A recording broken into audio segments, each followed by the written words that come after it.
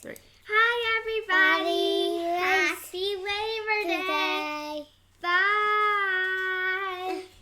Tell them bye. And this is that song that you're going to show us. Okay. I have no clue what that was. Go on. Song by Ghostbusters. Oh, okay. That was Ghostbusters. I was being corrected. Something about Ghostbusters.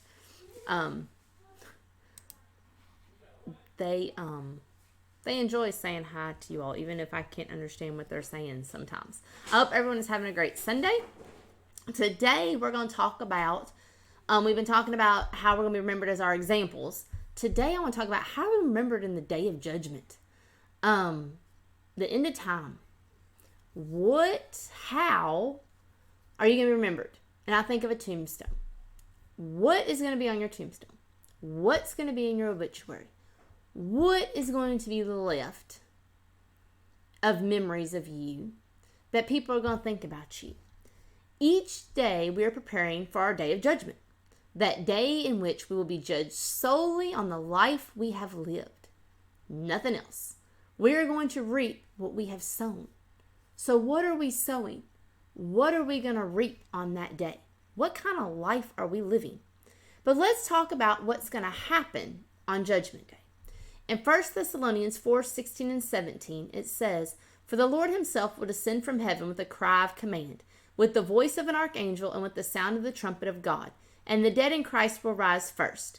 Then we who are alive, who are left, will be caught up together with them in the clouds to meet the Lord in the air, and so will always be with the Lord." So we see here the day of judgment. The Lord himself is going to come from heaven. Okay? We're going to hear the sound of a trumpet, and the dead are going to come and rise first. Then we're going to be caught up together in the clouds. We're going to meet the Lord in the clouds. Okay? So we know that that's going to happen. Matthew 25:31 through 34 says, "When the Son of Man comes in his glory and all the angels with him, then he will sit on his glorious throne. Before him we will be gathered all nations, and he will separate people one from another as a shepherd separates his sheep from the goats. And he will place the sheep on his right, but the goats on the left. Then the king will say to those on the right, 'Come, you who are blessed by my Father, inherit the kingdom prepared for you from the foundation of the world.'" Okay, so we know Judgment Day, God's coming. He's coming down from the heavens. We're going to meet him in the clouds. The dead are going to go up first.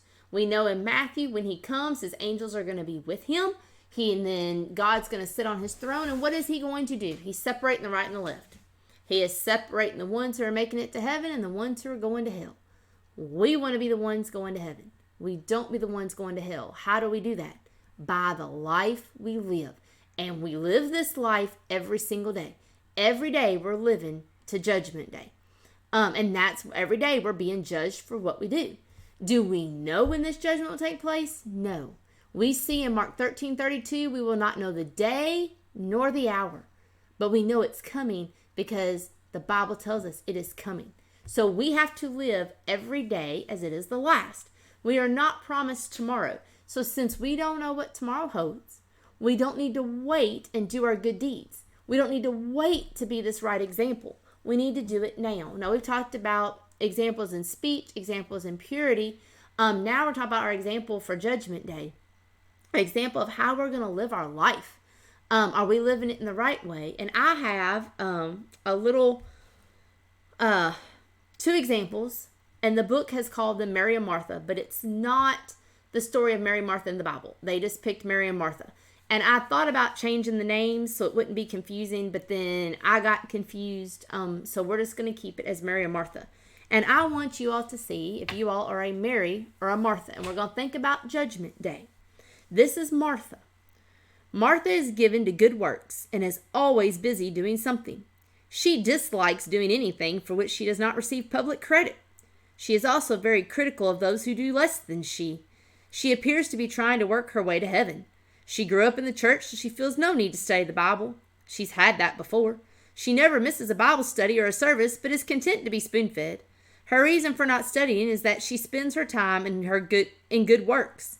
Martha talks a great deal about her faith in the Lord, but she lives in a constant state of worry and fear. She nags her husband about his job for fear he will lose it. She is fearful of the loss of material things and of illness. Her attitude is like a barometer. It reflects the conditions. When things are going well, her attitude is great. When the clouds come, Martha's attitude is as black as the clouds. Martha does not try to discuss the Bible or issues with her friends. She has no real convictions of her own, but walks with one foot in the world and one in the church. She defends her position by saying she does not want to hurt a friend's feelings by disagreeing. Martha's life is controlled by envy, anger, jealousy, suspicion, and strife. Yet she will still invite you to her home and treat you to a lavish meal, beautifully served in fine silver, crystal, and china. But she will be uptight about it all, and her conversation will be of a critical and negative nature. Her main objective is to keep up with the Joneses. Martha has no patience with herself or others. She is even impatient with God when he does not answer her prayers as promptly or in the way she desires. Yet her countenance on Sunday morning is what she would describe as one of godly patience.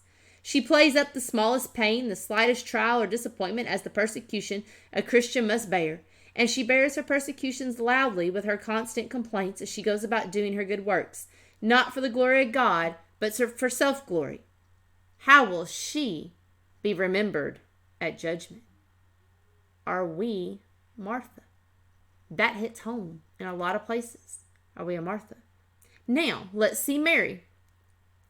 Mary, because she has the total care of a difficult, invalid, bedridden mother-in-law, she does not see other avenues for good works. She carries a heavy burden of guilt about her lack of service, yet she is a wonderful, loving daughter-in-law. She often studies her Bible along with her family or with her mother-in-law, but she rarely has opportunity to attend Bible study, although she does attend worship regularly. Mary rarely speaks of her faith in God, but her daily life indicates that she believes all things work together for good to them that love the Lord. She does not complain or worry. Instead, she accepts what she cannot change and changes what she can. Her attitude is cheerful, thoughtful, and considerate, and she speaks her love by her actions as well as her words. Mary is a quietly courageous woman. She would never join in a public battle for a cause, but she speaks out in love on issues that need to be faced. She can give a recipe for her hope. She faces opposition boldly, but her speech is always seasoned with salt. She practices self-control even under great pressure. She can remain calm even when Martha regularly lashes out in criticism of her. Hospitality in Mary's home is most often a cup of coffee at the kitchen table, accompanied by warm, friendly, encouraging conversation. She opens both home and heart to a friend and stranger. Mary trusts God and thus has the patience to wait on others and to wait for the will of God to be done in her life. Mary often thinks of what Christ suffered for her. She remembers that he set the example of ministering unto instead of being ministered unto. Her trials and her service seem to be so small and unworthy an offering for so great a love. She constantly seeks strength, wisdom, and courage to handle whatever trials may be hers, and for a willingness to help others bear their burdens. The difference in these two lives is that one is centered around a love for Christ and others, while the other is centered around self-love. Mary gives God the glory in her life. Martha seeks self-glory. Even their appearance is different. Martha is endowed with a natural beauty, while Mary is somewhat plain woman. Yet Mary glows with an inner beauty that comes from the inner peace she knows, while Martha's facial lines are deep furrows caused by frowns and deep worry. Martha regards herself as a Christian woman who is an outstanding example for all who know her.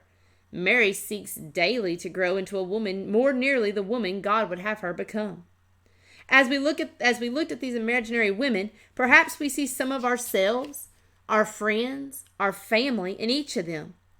They have answered the question, how shall I be remembered at judgment? By their lives. As we look at their lives, we shake our heads and say softly, sadly, as did the Master, Martha, Martha. But the question, how shall I be remembered at judgment, cannot be passed to imaginary women.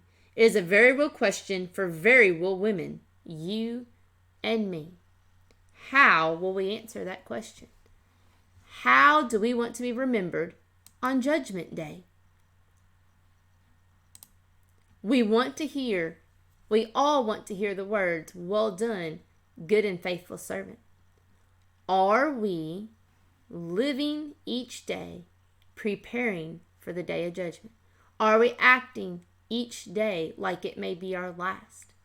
Will we reap? Well, we will reap what we have sown. What are we sowing?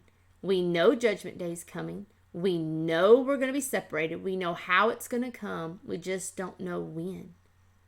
Are we being the example that we need to be to other Christians so that they can be in heaven with us?